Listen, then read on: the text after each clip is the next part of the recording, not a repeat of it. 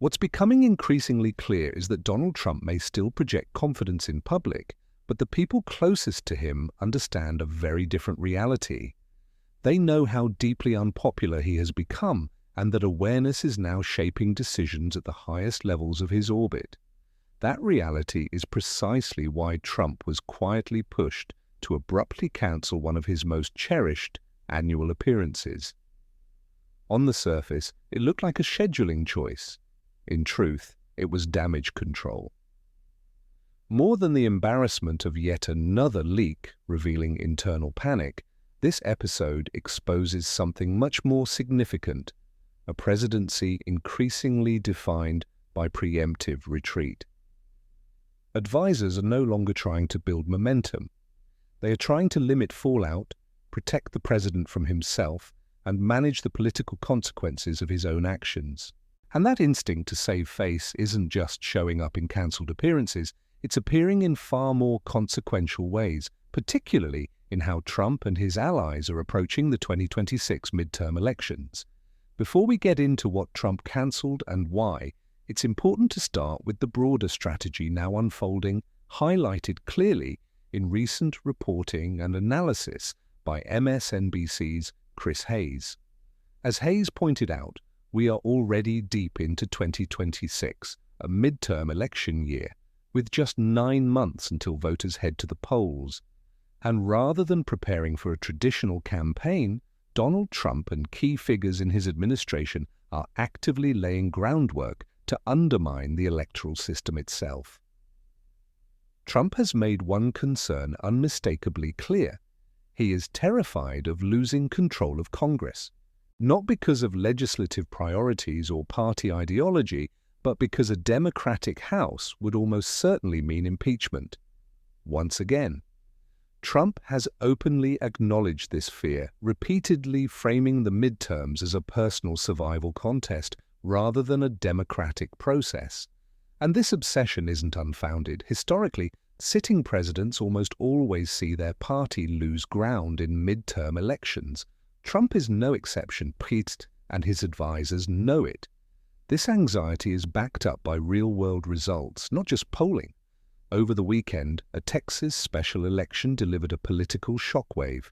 A Democrat flipped a state Senate seat in a district Trump had carried by 17 points just 2 years earlier. The Democrat won by 14 points. That's a 31-point swing, a margin so dramatic it's almost unheard of in modern American politics. Yes, special elections have lower turnout. Yes, Democrats often overperform in those settings, but even a fraction of that swing in November would be devastating for Republicans. A 5-point shift nationally would wipe out the GOP House majority. 10 points would be a political earthquake. Trump's team sees this. They understand that under normal conditions, they do not currently have a clear path to winning a free and fair election. The administration's first attempt to avoid this outcome was aggressive mid-decade gerrymandering. Trump personally pressured red states to redraw congressional maps, something that is historically rare and legally contentious. Texas complied. Missouri followed. Ohio considered it. But the move backfired. Republicans in states like Indiana openly rejected the pressure, even after visits from high-profile figures like J.D. Vance. Blue states responded defensively, with California and others redrawing their own maps. By the end of it all, the gerrymandering war resulted in a wash, or possibly even a net advantage for Democrats. That secret weapon failed, which brings us to Plan B, openly consolidating control over the machinery of American elections themselves. And increasingly, they are no longer hiding it. But the idea that Trump might one day openly suggest delaying or cancelling elections no longer sounds far-fetched. He's floated similar ideas before. The difference now is context. With worsening polling, visible electoral losses and internal panic, the possibility of Trump publicly questioning the legitimacy of the 2026 midterms is no longer distant. It's approaching. That's why voices on the left are warning Democrats not to wait, not to react, and not to be caught off guard. Offense matters, public resistance matters, and visible pushback works.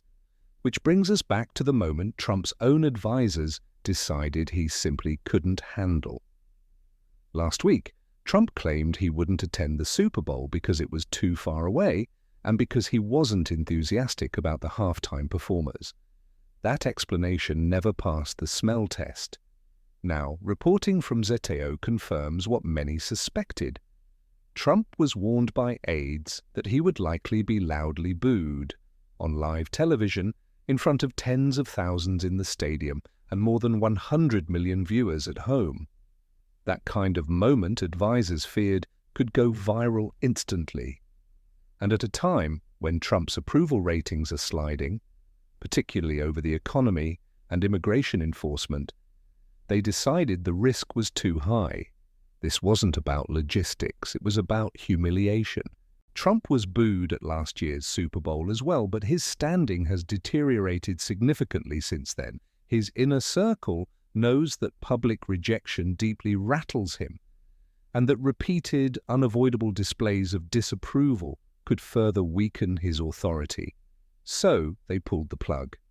The same logic explains another quiet reversal, the decision not to deploy ICE agents around the Super Bowl venue in Santa Clara. Initially announced with bravado, the plan was later walked back with little explanation. But the reason is clear: immigration enforcement actions, particularly those involving aggressive tactics, have become one of the most unpopular aspects of Trump's presidency. Officials understood that flooding a high-profile public event with federal agents in a deep blue state would likely spark backlash, protests, and negative coverage.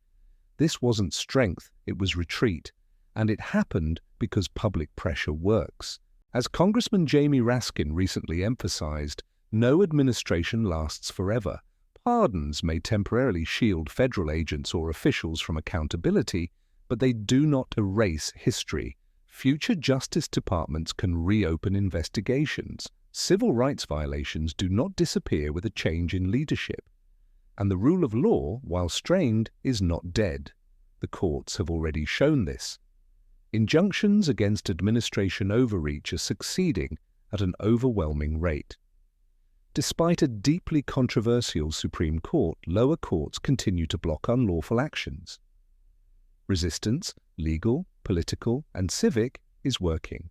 Trump is doing more damage to himself than any opponent ever could. His policies, particularly on immigration and civil liberties, are driving public disapproval. His obsession with power over governance is visible, and his fear of rejection is now shaping his behavior. The task ahead is not just exposing abuses, but offering an affirmative case, one rooted in facts, human dignity, and democratic values. Trump will continue to humiliate himself. The rest of the country's job is to defend the institutions he keeps testing, and history shows when people organize, speak up, and refuse to be intimidated, retreat follows.